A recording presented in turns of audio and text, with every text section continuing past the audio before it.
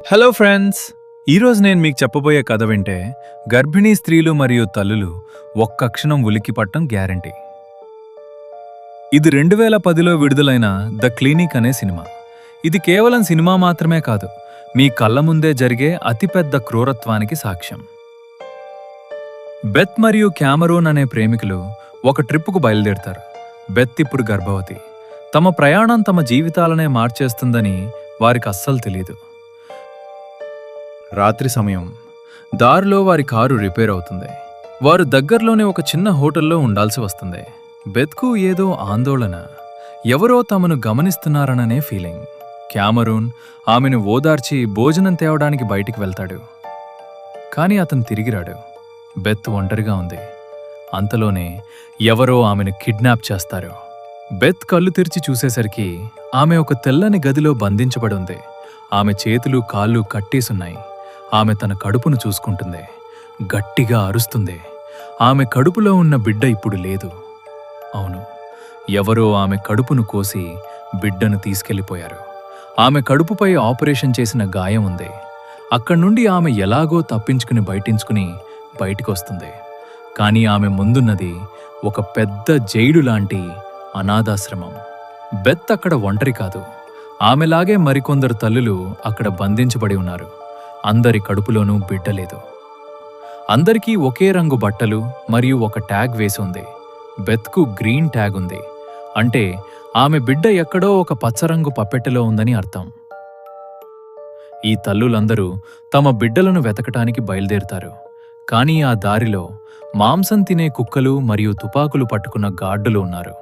వారు ఆ క్లినిక్ లోపలికి వెళ్ళినప్పుడు వారికి ఒక భయంకరమైన విషయం తెలుస్తుంది. ఇది అక్రమ దత్తత చేసే ముఠా పని. ఈ గర్భిణీ స్త్రీలను కిడ్నాప్ చేసి వారి బిడ్డలను ధనవంతులకు అమ్ముకుంటున్నారు. కానీ ఇక్కడ ఒక ట్విస్ట్ ఉంది. బిడ్డలెక్కడున్నారో తెలియాలంటే ఆ తల్లులే ఒకరినొకరు చంపుకోవాలి. ఇది కేవలం క్లినిక్ కాదు, ఇది మృత్యు ఆడే మైదానం. బెత్ మరియు ఇతర తల్లులు బిడ్డల కోసం వెతుకుతున్నప్పుడు భయంకరమైన కుక్కలు వారిపై దాడి చేస్తాయి. ఒక్కొక్కరుగా తల్లులు క్రూరంగా చనిపోతుంటారు. ఒక తల్లి తన బిడ్డ కోసం బెత్ పైనే దాడి చేస్తుంది. ఇక్కడ తల్లి ప్రేమనే ఆమెకు శాపంగా మారింది. ఇక్కడ ఎవరిని నమ్మాలో ఎవరిని నమ్మకూడదో తెలియని పరిస్థితి. ఇటు క్యామరూన్ ఎక్కడికెళ్ళాడు? బెత్ కోసం వెతుకుతూ అతను పోలీసుల దగ్గరికెళ్తాడు. కానీ అక్కడ పోలీసులే ఈ ముఠాతో చేతులు కలిపారు. క్యామరూన్ను కూడా వారు చంపటానికి ప్రయత్నిస్తారు. అతను తన భార్యను బిడ్డను కాపాడుకోవడానికి ప్రాణాలకు తెగిస్తాడు. బెత్ లోపల నరకం అనుభవిస్తుంటే క్యామరూన్ బయట ప్రాణాలతో పోరాడుతున్నాడు. బెత్ తన బిడ్డ కోసం ఒక పెట్టెను వెతుకుతుంది. కానీ అక్కడున్నది కేవలం బిడ్డ మాత్రమే కాదు. ఆ పెట్టి రంగు బెత్ చేతికున్న రంగుకు మ్యాచ్ అవ్వాలి. అంతలోనే ఆ ముఠా నాయకురాలు మిస్ ఫ్లోరెన్స్ కనిపిస్తుంది. ఆమెనే ఈ అనర్థాలన్నిటికీ కారణం.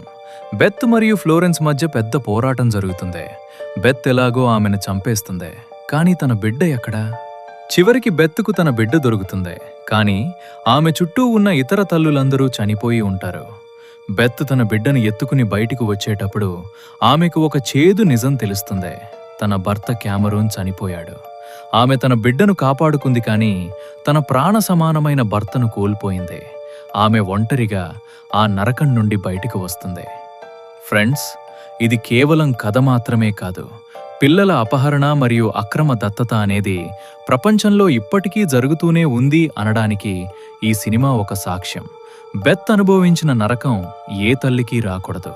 ఈ వీడియో మీకు నచ్చినట్లయితే మరియు బెత్ ధైర్యానికి ఒక లైక్ ఇవ్వండి. సబ్స్క్రైబ్ చేయడం మర్చిపోకండి. మళ్ళీ కలుద్దాం మరో రోమాంచిత కథతో. Bye bye.